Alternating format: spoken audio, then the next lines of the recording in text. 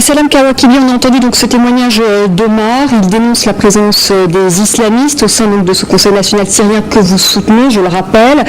Il dénonce le fait que cette opposition finalement est une opposition de l'extérieur, qui n'a pas de bureau à l'intérieur du pays, qui n'est pas donc en contact avec l'intérieur du pays. Qu'est-ce que vous répondez ? Je réponds tout d'abord que Omar, il représente un point de vue que je respecte, mais qui est plutôt celui des forces hésitantes encore. Il ne fait pas partie ni de ceux qui manifestent, ni de ceux qui soutiennent les manifestants, parce qu'il a posé pas mal d'interrogations, pas sur le Conseil lui-même, mais sur aussi d'autres dimensions du mouvement. Un Conseil national, c'est vrai, il vaut mieux qu'il soit élu, mais est-ce qu'en Syrie, c'est possible d'organiser des élections pour que ce soit représentatif de toutes les forces démocratique syrienne? C'est impossible dans le cas actuel des choses. En plus, dire que ce conseil est formé uniquement des islamistes, c'est pas correct. Les islamistes représentent, dans la formation initiale du Conseil, qui était vraiment une concentration plus importante d'islamistes que maintenant, après la dernière déclaration, représentait 28%. Actuellement, après l'adhésion de la déclaration de Damas et du comité des coordinations et de l'union des coordinations, il faut savoir que le comité de coordination, ce sont des forces des jeunes sur le terrain à majorité laïque et de gauche. L'union des coordinations, ça représente aussi un rassemblement de la gauche et des islamistes sur le terrain. Et quand on dit islamiste, il ne faut pas dire frères musulmans. Mais qu'est-ce que vous répondez au fait, par exemple, que ces grandes figures de l'opposition, je pense notamment à Bourhan Khalil, ce sont des gens qui vivent à l'extérieur depuis des années, qui vivent en l'occurrence à Paris et qui ne sont plus en contact avec la réalité syrienne, avec la réalité du terrain? C'est tout à fait aussi normal que les gens qui peuvent avoir une marge de manœuvre plus avancée que les autres soient à l'étranger. Malheureusement, en Syrie, il n'y a pas de vie politique, il n'y a pas de médias possibles. En plus, on a vu dans la dernière réunion qui a eu lieu à Damas entre les forces de l'opposition que le discours, et c'est tout à fait compréhensible parce qu'il y a les menaces autour d'eux, le discours a été tout à fait modéré par rapport à l'exigence principale de faire tomber le régime. Ils ont parlé de faire tomber le régime sécuritaire. Nuance. Eitan Mena, vous ne soutenez pas donc ce Conseil national syrien. Pourquoi? D'abord parce qu'on a la capacité de militer à l'intérieur. Ce que vous dites, c'est que oui, ne milite pas à l'intérieur. La révolution syrienne est née à l'intérieur du pays. Moi, je suis de Daraa. On a perdu 800 martyrs. J'ai 4 de ma famille, mon frère, mon père, mon cousin, mon arrière-cousin. Alors, qu'on ne donne pas de leçon qu'on est obligé d'être à l'extérieur pour militer contre ce régime. À l'intérieur, moi je représente ici la section étrangère, 18 partis politiques et une dizaine d'ONG des droits de l'homme et une centaine d'intellectuels les mieux placés pour critiquer et pour militer contre ce régime, ceux qui ont fait le printemps de Damas. Pour cela, moi je dis, avec tout le respect pour les frères musulmans ne représentent même pas 10% dans la population syrienne. Ils sont là à peu près 60%, parfois par étiquette islamiste et parfois étiquette indépendant. Ça ne marche pas avec nous. On a un programme pour un État démocratique et un État civil. On est pour la séparation entre l'État et la religion. Et on représente la majorité de la société et de la révolution.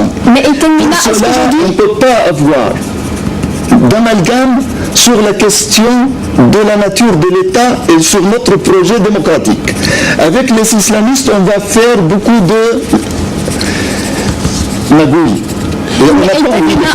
Est-ce que l'heure n'est pas aujourd'hui à limiter et justement permettre à ces gens qui vont dans la rue au prix de leur vie, etc., qu'ils aient une voix aussi à l'extérieur et qui les portent aussi à l'extérieur et peut-être dépasser les clivages, dépasser les divisions? C'est peut-être un premier pas et ensuite la politique sera peut-être un pas supplémentaire. L'unité sans programme est caduque, il n'a pas de sens. Et l'unité avec programme est avec le pourcentage de chaque force politique sur le terrain. Les islamistes n'ont pas grand-chose sur le terrain. Ils ont beaucoup de gens et beaucoup d'argent. Les pays de Golfe le soutiennent. Les gens ont resté 3 mois dans les hôtels 5 étoiles. Nous, on n'a pas la capacité, en tant que laïcs, d'avoir les mêmes possibilités financières. Mais on a le peuple avec nous. Et nous militons pour un État démocratique. On ne peut pas jouer sur les mots avec les islamistes. Avant de donner la parole à Bernard Valeroy, Salam Kawabiki, quelle est aujourd'hui la situation sur le terrain? On dit que le mouvement de contestation s'essouffle. Est-ce que c'est vrai? Je crois que quand même après 7 mois avec autant de victimes et de détenus politiques et de la répression sanglante, je crois que mon ami Haïssam confirme ce que je viens de dire, l'essoufflement n'est pas à l'ordre du jour. Il y a bien entendu des gens qui se posent des questions et pour ça, je peux dire que la création du Conseil national, dans les moyens du bord, parce que moi j'aurais rêvé d'une formation beaucoup plus proche de mes convictions idéologiques, mais ce n'est pas le cas. On ne peut pas créer la Syrie à notre vision des choses. Et je répète que les islamistes, et je suis d'accord que les islamistes ne sont pas aussi présents sur le terrain, et j'ajoute qu'ils ne sont pas aussi présents qu'ils le pensent Haïssam au Conseil syrien. Bernard Valeroy, est-ce que la France va reconnaître ce CNS, ce Conseil national syrien, la première, pourquoi pas, comme elle l'a fait pour le CNT libyen? Alors, parce que pour l'instant, ça n'a pas été fait. Vous avez salué voilà, cette unification de l'opposition, mais il n'y a pas eu de reconnaissance. Est-ce que la reconnaissance, c'est la prochaine étape? On est dans des cas de figure tout à fait différents. La Libye d'un côté, la Syrie de l'autre, ce n'est pas du tout la même chose. Première observation. Deuxième observation, en écoutant vos invités, on se rend compte qu'il y a encore du travail à faire dans ce mouvement de on voit quand même la division encore au sein de l'opposition. Ça, ce sont des débats entre Syriens, chacun prend ses responsabilités, c'est pas à la France, il y a personne d'autre d'ailleurs de dire aux uns et aux autres, vous devez faire ceci, vous devez faire cela.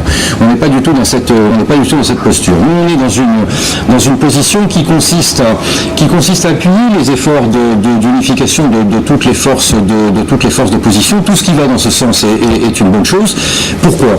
Tout simplement parce que en face, et je crois qu'il faudrait peut-être s'y attarder quelques instants, en face il y a le régime de Damas. Et le régime de Damas, qu'est-ce qu'il fait? Il fait deux choses. La première, c'est que depuis des mois, 7 mois, vous l'avez dit, il persécute quotidiennement son peuple.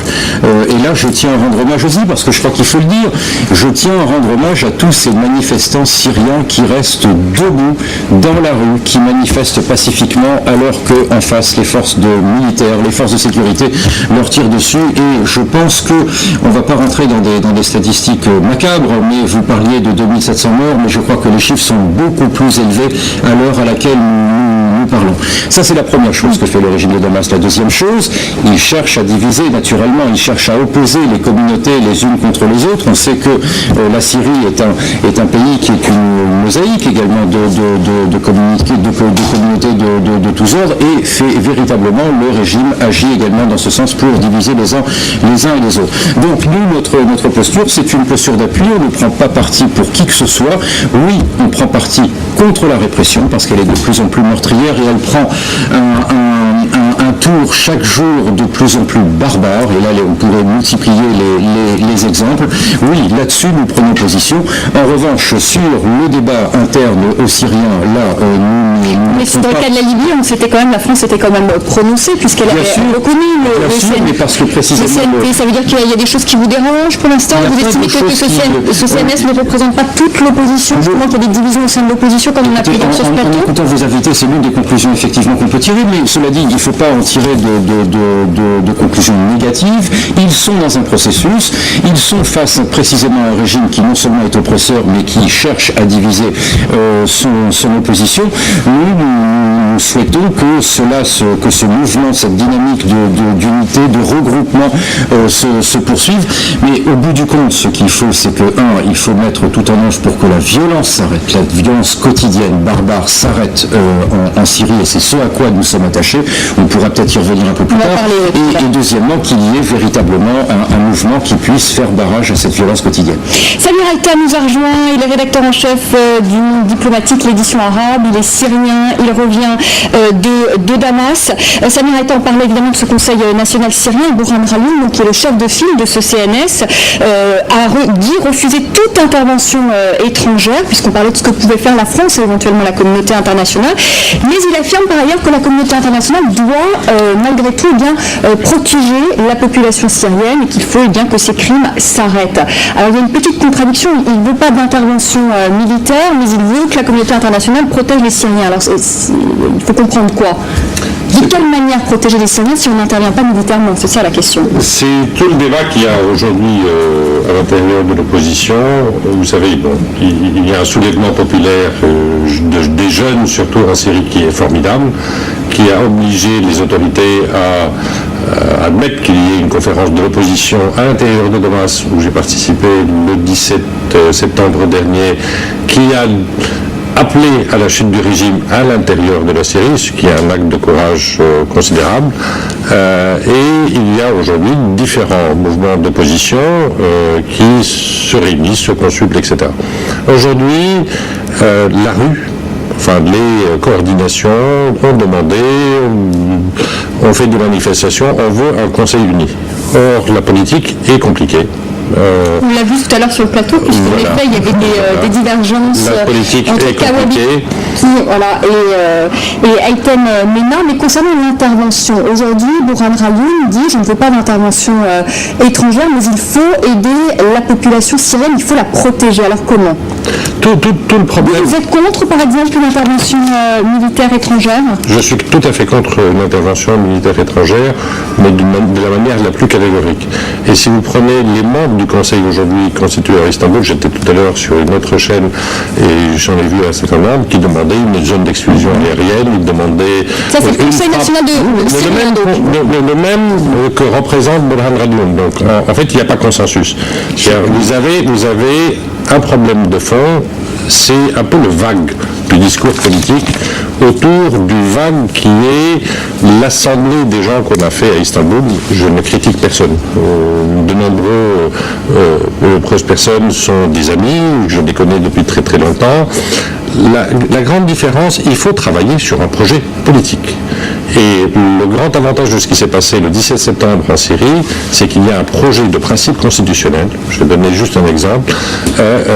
C'est que la religion est pour Dieu et la patrie est pour tous. Ça veut dire séparation de l'Église et de l'État. C'est ce que nous expliquait Haitham Mena tout à l'heure. Les frères musulmans, et c'est une des choses qui a fait qu'on n'a pas rejoint, ni moi personnellement, ni etc. La chose, c'est qu'ils n'acceptent pas sur ce principe. Or, c'est l'occasion ou jamais pour que les islamites... Et c'est justement le problème qui existe aujourd'hui en Égypte et en Tunisie. Donc, il y a aussi l'histoire de l'intervention étrangère, il y a le vague. La réunion de Damas a été critiquée, mais d'une manière violente, à cause des trois noms. Non à l'intervention étrangère, non à la violence et non au confessionnalisme. Et hier, Madame Kodmani qui est la porte-parole a répété les trois noms, je dirais. Donc il y a un peu une ambiguïté politique. Non, il y a une construction politique qui n'est pas faite. Aujourd'hui, il y a un conseil, mais sans projet politique. Il faut le faire, ce projet politique. On n'est pas fermé à parler aux gens du conseil. Je leur parle tous les jours. Mais le problème, c'est que on ne peut pas faire la politique à l'inverse. On ne peut pas faire la politique juste en se répartissant des chaises entre différentes tendances. On ne peut faire de la politique qu'en prenant un projet qui est porteur pour la Syrie, notamment pour les communautés auxquelles le pouvoir fait peur, notamment pour l'armée qui ne cessera de soutenir le régime que quand elle est sûre que le projet politique que l'opposition peut porter est un projet national qui respecte tous les citoyens indépendamment de leurs différences. Salam Kawabiki, Samer Alta nous dit il est contre une intervention étrangère. Haitham Mena dit la même chose. Qu'est-ce que vous dites? Personnellement, je suis tout à fait contre, catégoriquement. Donc les Syriens sont contre, en fait, majoritairement, là, vous bien sûr, mais vous savez, il y a une intervention étrangère militaire, il y a ce qu'on appelle le nouveau principe du droit international, la responsabilité internationale de protéger les civils. Il ne faut pas confondre les choses. Protéger les civils, c'est-à-dire qu'on n'intervient pas militairement, alors de quelle manière concrètement? Il y a plusieurs en établissant une zone d'exclusion aérienne comme on a pu le faire Il y a aussi l'envoi des observateurs étrangers, il y a les pressions politiques, diplomatiques, et il y a plusieurs moyens moyens que la communauté internationale peut utiliser. Maintenant, il faut avoir la volonté et ne pas avoir aussi des barrières. Pour revenir à ce qui a été dit, je veux dire une chose, qu'il fallait construire un projet politique, je suis tout à fait d'accord, mais ça fait 7 mois quand même, et personne n'a réussi à produire ce projet politique extraordinaire. Il y a eu plusieurs projets. Un projet de principe constitutionnel. Il y a eu plusieurs projets politiques mais qui n'ont pas... Alors, on va s'interrompre quelques instants pour faire le rappel des titres. On va revenir sur la situation en Syrie et on va notamment se poser la question s'il y a un risque aujourd'hui de guerre civile dans le pays. Combien de temps peut encore tenir le président Assad? On posera toutes ces questions à nos invités. C'est dans un instant. À tout de suite. La deuxième partie du débat consacrée ce soir à la Syrie. Une annonce historique. C'est ainsi que Bourhan Ralioun a qualifié la création ce week-end du CNS, le Conseil national syrien, qui regroupe toutes les forces d'opposition et dont il est le chef de file. Enfin, pas exactement toutes les forces d'opposition, tout à fait, Samir Aïta, parce que vous êtes deux invités sur le plateau qui ne sont pas dans ce Conseil national syrien, qui est une opposition qui est encore aujourd'hui divisée. Voilà ce que l'on retiendra de cette première partie d'émission. Désormais, donc, les contestataires ne sont plus seuls parce qu'ils ont ce CNS, mais ils ont vous également sur lesquels ils peuvent compter. Je vous propose tout de suite de voir tout cela avec Alix Le Bourdon, précisément ce qu'est ce CNS, ce Conseil national syrien qui a vu jour donc ce week-end à Istanbul. Il leur aura fallu plus de 5 mois d'intenses tractations pour s'unir. Déjà réunis 2 fois, ils n'étaient jamais parvenus à un tel résultat. Dimanche à Istanbul, les différents courants d'opposition au régime de Bachar el-Assad ont donné naissance au Conseil national syrien. Les forces qui ont signé l'accord annoncent la formation du Conseil national syrien comme un cadre pour unifier l'opposition et entraîner une révolution pacifique. Le Conseil est le représentant de la révolution syrienne à l'intérieur et à l'extérieur du pays. Le but, tenter de faire tomber le régime des El-Assad. Père et fils tiennent le pays depuis plus de 30 ans. Le Conseil rassemble des courants très éloignés les uns des autres. Le parti religieux des Frères musulmans, principal parti d'opposition en exil, y côtoiera le Haut Conseil de révolution syrienne, des partis kurdes et de nombreux comités locaux d'indépendance. Reste donc à coordonner l'effort de l'opposition aux actions engagées sur place. Les dirigeants n'ont par ailleurs pas exclu une possible intervention de la communauté internationale en Syrie. Toute forme d'intervention doit se faire via l'accord du Conseil national formé aujourd'hui. C'est dans ce cadre que nous coopérerons avec les forces internationales. Selon l'ONU, la répression du mouvement de contestation dans le pays a déjà fait plus de 2700 morts. Berlin Valero, on entendait tout à l'heure nos intervenants qui disaient qu'ils étaient contre une intervention militaire étrangère. Qu'est-ce que peut faire alors aujourd'hui la communauté internationale si les Syriens ne veulent pas de cette aide militaire étrangère? De toute façon, n'est absolument pas à l'ordre du jour, puisque le Conseil de sécurité des Nations Unies, la Russie évidemment s'y oppose, ainsi que la Chine. Mais on avance au Conseil de sécurité, on avance. Mais on avance, ça veut dire quoi? On avance, ça veut dire que jusqu'à présent, il y avait un certain nombre de pays, pas simplement les 2 membres permanents du Conseil de sécurité auxquels on pense toujours, mais également d'autres membres non permanents, entre autres, effectivement, qui bloquaient les choses. Fin juillet, début août, je ne sais plus très bien, mais on est arrivé à une déclaration présidentielle du Conseil de sécurité, ce qui était un pas supplémentaire dans l'expression de la communauté internationale. Et là, nous avons maintenant, depuis plusieurs jours, nous négocions âprement au Conseil de sécurité à New York le texte d'une résolution dont nous souhaitons qu'il puisse être adopté. Quoi, cette résolution ? Ce sera une résolution qui condamnera ce qui se passe en Syrie depuis des mois, et ce sera véritablement une étape importante qui pourrait être prochainement franchie. En tout cas, c'est ce à quoi la diplomatie française, avec certains de ses partenaires, est condamnation. Eh bien, écoutez, ça enverra un message très fort au régime de Damas, et ça montrera également que ce qui se passe sur le terrain en Syrie depuis des mois n'est désormais plus acceptable en l'état par la communauté internationale. Parce que ce qui est important Et c'est ce que fait la France depuis le début, c'est de parler de ce qui se passe et de dénoncer ce qui se passe, parce que rien ne pourrait être pire pour les Syriens que le silence de la communauté internationale. Et nous, à titre national, nous nous sommes exprimés, nous n'avons cessé de nous exprimer sur ce sujet, et nous sommes sur le point de faire avancer une expression de la communauté internationale, ce qui, en termes diplomatiques, est important. La deuxième direction sur laquelle nous sommes mobilisés, c'est au niveau européen, c'est les sanctions. Nous sommes dans un processus continu d'accroissement de sanctions contre la Syrie, pas contre la Syrie en tant que telle, mais contre ceux qui se rendent coupables des crimes quotidiens dans ce pays, que ce soit visant des personnalités ou visant des entités économiques qui participent au financement de tout cela. Et je pense en particulier à un pas qui a été fait important au cours des dernières semaines, ce sont les sanctions européennes en matière de pétrole. Et les choses vont continuer. Et on va aller encore plus loin. On y est toujours au travail avec nos partenaires européens. Le troisième domaine dans lequel on agit précisément, on vient d'en parler, c'est au Conseil de sécurité.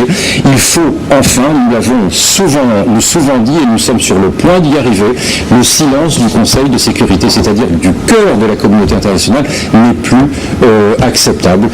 Il faut véritablement que la communauté internationale s'exprime, et nous sommes vraisemblablement sur le point d'y aboutir. Salam Kawakibi, est-ce qu'il y a aujourd'hui, c'est la question que se posent de nombreux observateurs, est-ce qu'il y a aujourd'hui un risque de guerre civile en Syrie? Il y a une radicalisation du mouvement. Tous les efforts sont faits de la part du régime pour amener une telle confrontation. Aussi, qui leur permet ensuite de justifier la répression. Tout à fait. Ensuite, il y a les défections au sein de l'armée.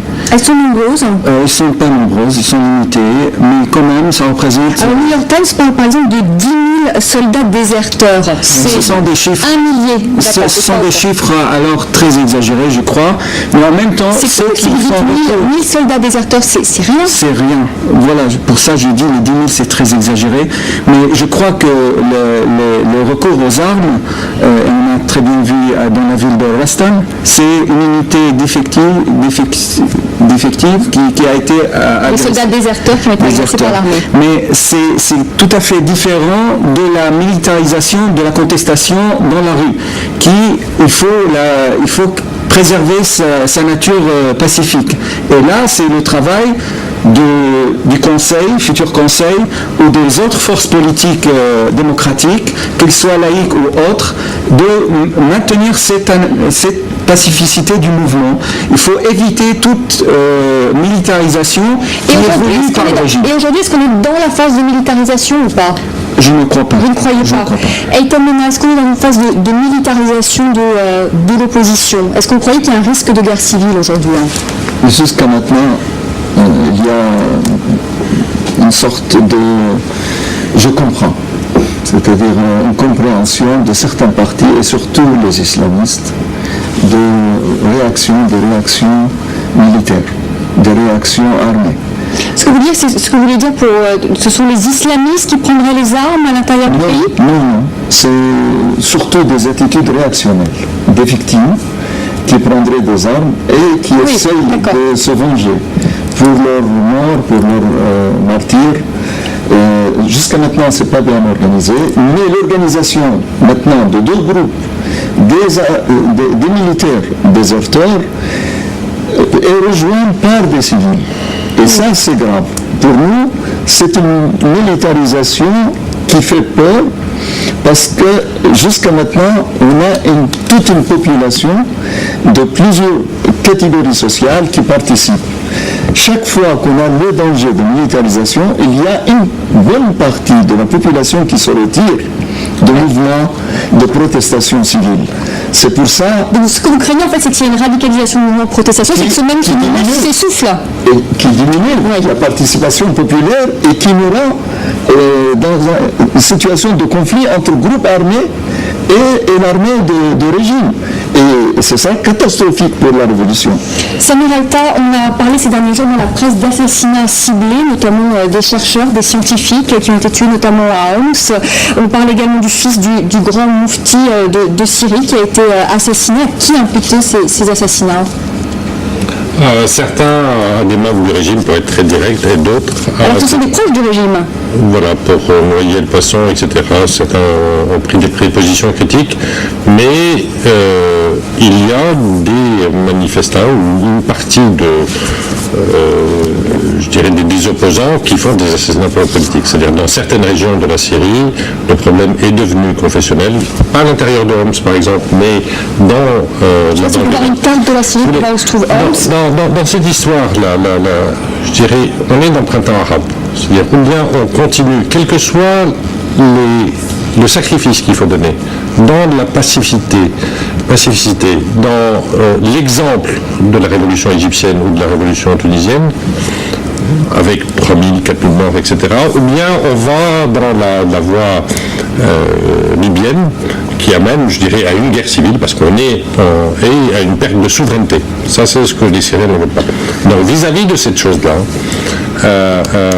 ce qui est très très important, c'est d'avoir un langage de vérité par rapport à ce qui se passe. Or, un des reproches, par exemple, aux membres du Conseil, c'est que quand il y a des assassinats sur base confessionnelle, ou quand il y a une partie des manifestants qui portent les armes, il faut le dire.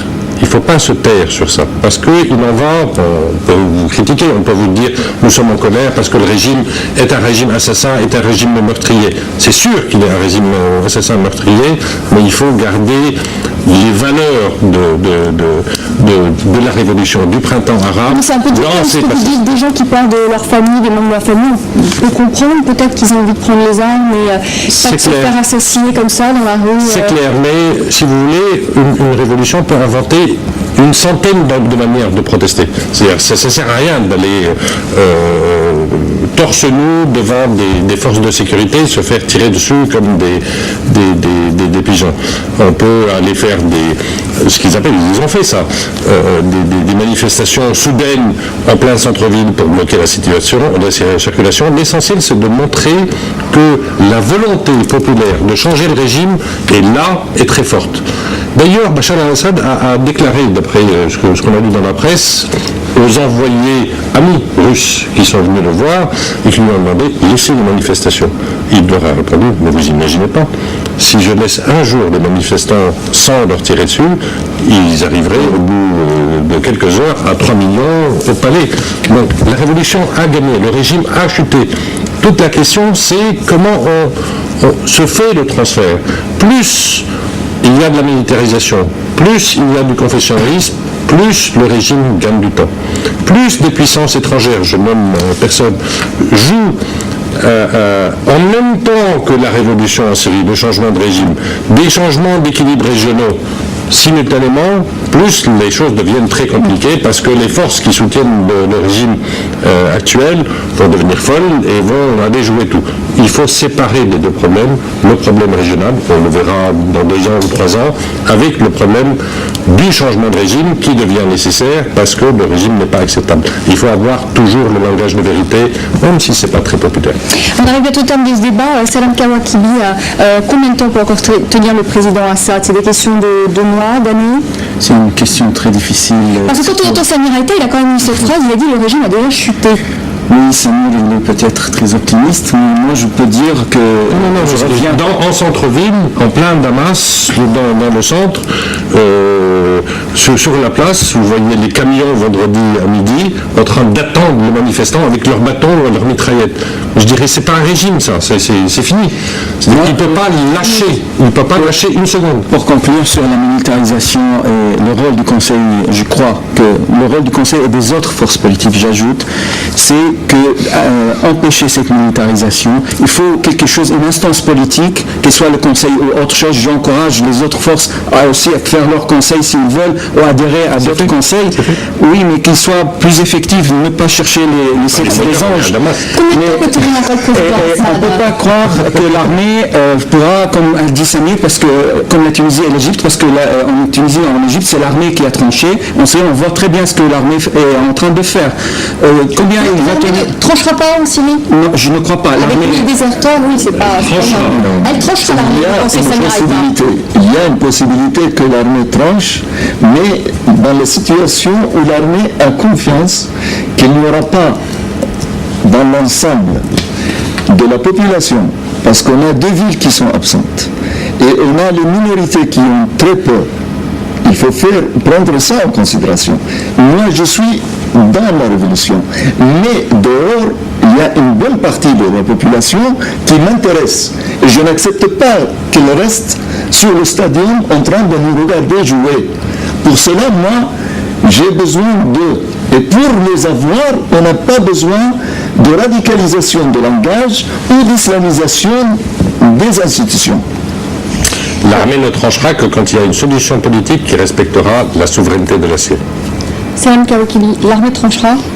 Non, elle ne tranchera pas. Vu la nature de la composition et tout le travail qui a été fait sur l'armée syrienne, il faut quand même remonter dans l'histoire pour savoir que peut-être l'armée ne tranchera pas, mais